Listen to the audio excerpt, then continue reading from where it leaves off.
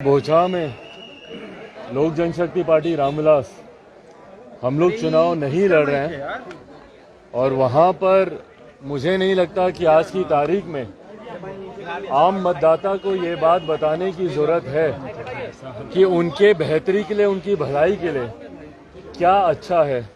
मुझे लगता है पिछले विधानसभा के चुनाव में भी जनता ने स्वयं निर्णय लिया था और एक बात उन्होंने जरूर स्पष्ट कर दी थी कि मुख्यमंत्री कोई भी हो, पर जनादेश मौजूदा मुख्यमंत्री नीतीश कुमार जी का पुनः मुख्यमंत्री बनने के लिए जनादेश नहीं मिला था। इसीलिए उनको तीसरे नंबर की पार्टी बनाया गया। आधे से ज्यादा उनके प्रत्याशी चुनाव हार गए। पिछले एमएलसी के भी चुनाव में पुनः उन्होंने तीसरे नंबर का अपना रिकॉर्ड कायम रखा, उसमें भी तीसरे नंबर की ही पार्टी मुख्यमंत्री नीतीश कुमार जी की बनी है। बहरहाल बोचा में वो नहीं लड़ रहे हैं, पर उनके सहयोगी एनडीए की तरफ से भारतीय जनता पार्टी वहां पर चुनाव लड़ रही है। मुझे लगता है कि अब बोचा की जनता इस बात को भली भांति जानती है कि आने वाले समय में उनका प्रतिनिधित्व कौन बेहतर कर सकता है, नहीं कर सकता है। मैं अपनी तरफ से कोई राय या मशवरा देकर बोचा की जनता के बुद्धि विवेक को चुनौती नहीं देना चाहूँगा। मुझे लगता है वो अपनी सोच से जो निर्णय लेंगे उचित निर्णय लेंगे। मेरा ध्यान फिलहाल आज की तारीख में केंद्रित है आगामी 14 अप्रैल को जो डॉक्टर बाबा साहेब भीमराव अंबेडकर जी की जयंती है। हमारे नेता आदरणीय रामविलास पासवान जी हर साल उनकी जयंती को धूमधाम से वो मनाया करते थे। उन्हीं के कार्यों को आगे बढ़ाते हुए लोक जनशक्ति पार्टी रामविलास ने भी ये निर्णय लिया है कि उसी तरीके से ही धूमधाम से ही आगामी 14 अप्रैल को डॉक्टर बाबा साहेब भीमराव अंबेडकर जी की जयंती को हम लोग मनाएंगे। पहले पटना के मिलर हाई स्कूल के मैदान में इस कार्यक्रम को आयोजित करने का निर्णय लिया गया था, परंतु राज्य सरकार के द्वारा कागजी कार्रवाई, परमिशन मिलते मिलते विलंब जिस तरीके से हुआ, और क्योंकि वो खुले मैदान में कार्यक्रम होना था, हम लोग के लिए संभव नहीं था कि आखिर के दिन में अगर वो आज और कल में अगर हमको परमिशन दे तो पूरा टेंट लगवाना है, मंच बनवाना है, एक दिन में वो कार्यक्रम वहाँ पर करना संभव नहीं हो पाएगा। तो विकल्प के तौर पर पार्टी के द्वारा ये निर्णय लिया गया है कि हम लोग बापू सभागार में 14 अप्रैल को हम लोग ये कार्यक्रम करेंगे। सुबह 11 बजे बापू सभागार में डॉक्टर बाबा साहेब भीमराव अंबेडकर उनकी जयंती मनाई जाएगी और उस दिन ना सिर्फ लोक जनशक्ति पार्टी रामविलास के नेता, ना सिर्फ हमारे कार्यकर्ता, बल्कि देश भर में जितने हमारे नेता आदरणीय रामविलास पासवान जी के अनुयायी हैं, उस दिन वो ये संकल्प भी लेंगे कि हमारे नेता आदरणीय रामविलास पासवान जी, जो कि भारत में दूसरे अंबेडकर के तौर पर माने जाते हैं, उनकी मूर्ति हम लोग प्रदेश भर के हर एक जिले में हम लोग लगाने का हम लोग संकल्प लेंगे। इसकी शुरुआत हमारे नेता आदरणीय रामविलास पासवान जी की जयंती से, उनके जन्म दिवस से। 5 जुलाई को उनका जन्म दिवस होता है और एक व्यक्ति जब जन्म लेता है वो अपने कर्मों से जाना जाता है, और मेरे नेता की कर्म भूमि हाजीपुर रही है। हाजीपुर मेरे नेता आदरणीय रामविलास पासवान की वजह से जाना जाता है। मेरे नेता की पहचान हाजीपुर की वजह से 2 बार Guinness book of world records में उनका नाम दर्ज कराया, वो हाजीपुर की जनता है। तो उनकी कर्म भूमि पर सबसे पहली उनकी मूर्ति, बहरहाल सबसे पहली उनकी मूर्ति मैंने उनके घर, उनके आवास पर लगवाई थी 12 जनपद पर, जहां पर एक लंबा समय रहकर और सामाजिक न्याय का केंद्र उन्होंने उस घर को बनाए रखा। मंडल कमीशन लागू करने का महत्व, निर्णय लेने की बात हो, अनुसूचित जाति जनजाति एट्रोसिटी एक्ट में जब बदलाव की बात हो, उसको यथास्थिति पर लाने का निर्णय उसी घर में लिया गया।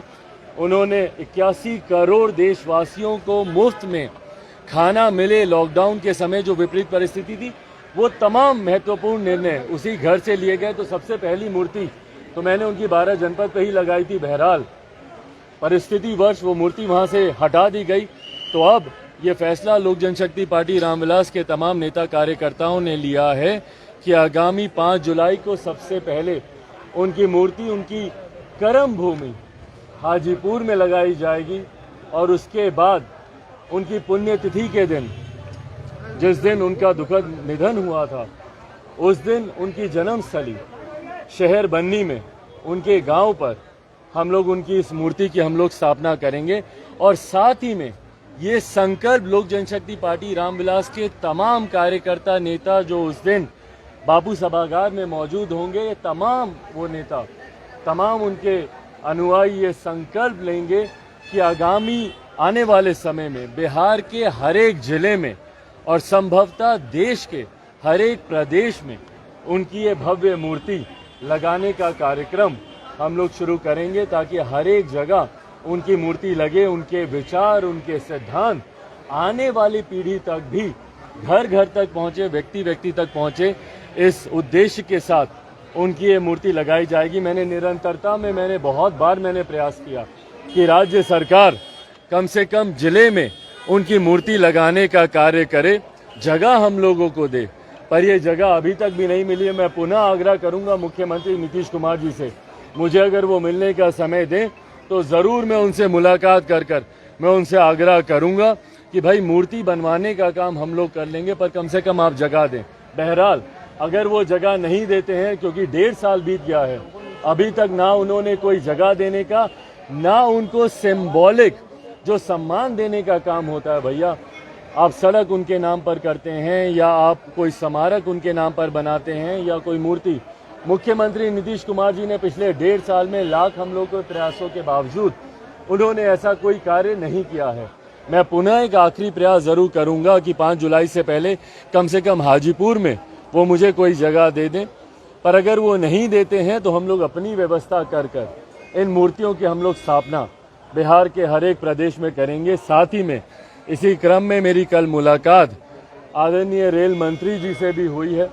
आदरणीय रेल मंत्री अश्वनी भैभव जी से मुलाकात कर उनसे मैंने आग्रह किया है कि हाजीपुर रेलवे स्टेशन का नाम हमारे नेता पद्म भूषण से सम्मानित आदरणीय रामविलास पासवान जी के नाम पर किया जाना चाहिए।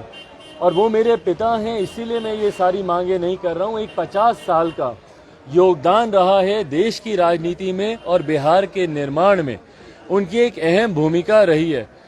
पिछले 52 सालों में उन्होंने जिस तरीके से बिहार के लिए, बिहारियों के लिए अपना जीवन समर्पित किया, अपनी अंतिम सांस तक, जिस तरीके से हमारे प्रधानमंत्री आदरणीय नरेंद्र मोदी जी ने भी बिहार में अपने संबोधन में उनके निधन के बाद जब वो पहली बार आए थे, उन्होंने स्पष्ट तौर पर ये कहा था कि वो अपनी अंतिम सांस तक उनके साथ थे।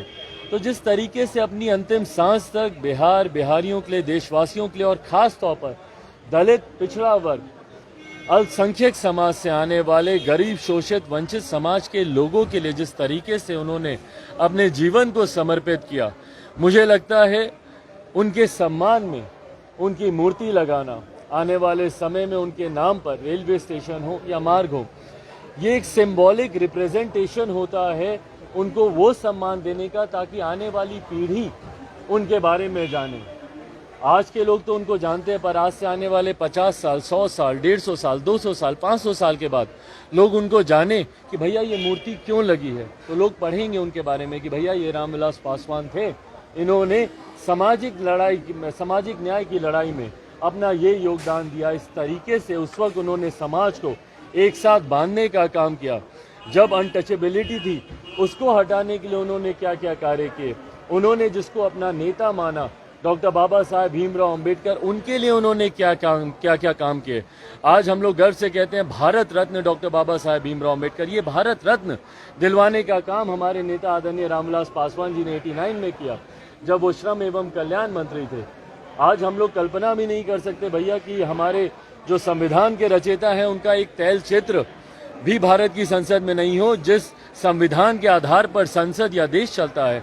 पर वो तस्वीर 89 से पहले डॉक्टर बाबा साहेब भीमराव अंबेडकर की हमारे भारत की संसद में नहीं थी। वो तस्वीर लगवाने का काम भारत के संसद के सेंट्रल हॉल में लगवाने का काम हमारे नेता आदरणीय रामविलास पासवान जी ने किया। 14 अप्रैल उनके जन्म दिवस पर छुट्टी की घोषणा करवाने का काम हमारे नेता आदरणीय रामविलास पासवान जी ने वीपी सिंह जी की सरकार में, जब वो श्रम एवं कल्याण मंत्री थे, उस दौरान ये तमाम फैसले लिए गए। तो बहरहाल मैं अपनी तरफ से, मेरे पिता तो हैं ही, उनके सम्मान में मुझसे जो हो सकेगा वो तो मैं ज़रूर करूँगा ही। पर ये तमाम लोक जनशक्ति पार्टी रामविलास के नेता कार्यकर्ताओं की ये मांग रही थी।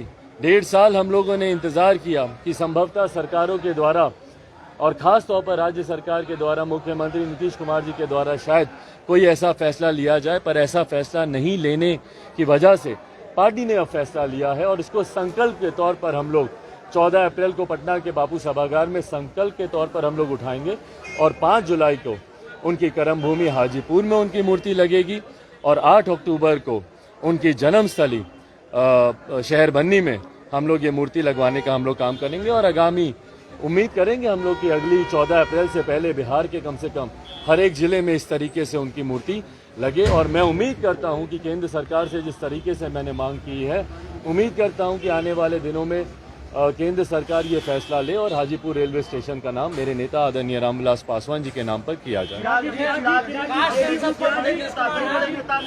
कहा है कि नीतीश कुमार किसी की कृपा पर मुख्यमंत्री नहीं है। बार बार ये कहा जा रहा है जेडीयू के नेताओं की तरफ से, राष्ट्रीय अध्यक्ष रमन सिंह को, उपेंद्र कुशवाहा। मेरी तबीयत ठीक है, मेरी तबीयत ठीक है, ये तभी कहा जाता है जब आपकी तबीयत ठीक नहीं होती है। ये कहने की जरूरत ही पड़ रही है, अपने में दर्शाता है कि विरोधाभास कितना है।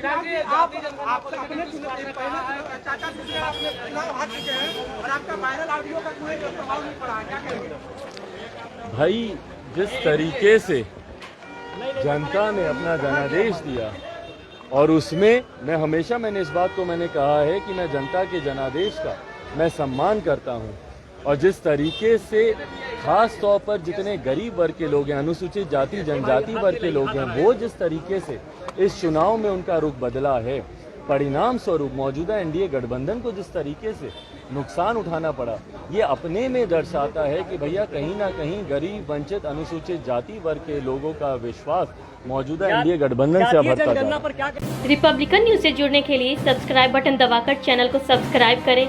नोटिफिकेशन प्राप्त करने के लिए यहाँ बेल को दबाएं। वीडियो अच्छा लगे तो लाइक करें और दोस्तों के साथ शेयर करना ना भूलें।